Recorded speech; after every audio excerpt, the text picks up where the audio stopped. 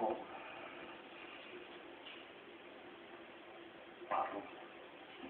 Dovolíte.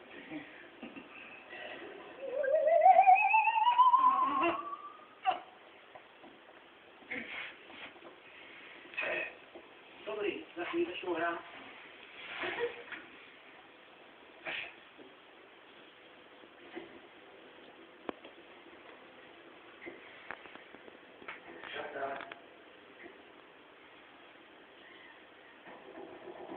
Šatr, prosím. No. To je nějakýho křiku. Ještě ani nezačali hrát a už mažete domů. Promiňte, madam, ale ženě se udělalo poněkud nevolno. Jestli vám to nevadí. Čeká totiž dítě. Ještě tam mohou. Když čekají dítě, tak co by se to podívat máte, tady to máte. No, paní. Člověk si vás odloží si nejlepší oblečení.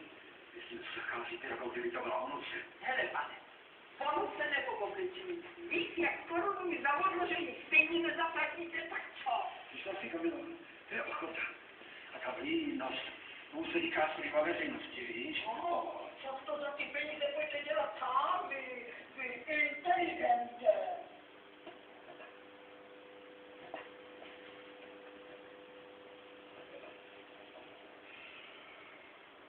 Pan Pománek?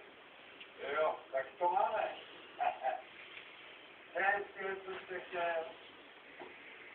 To víte, náhodná kopie.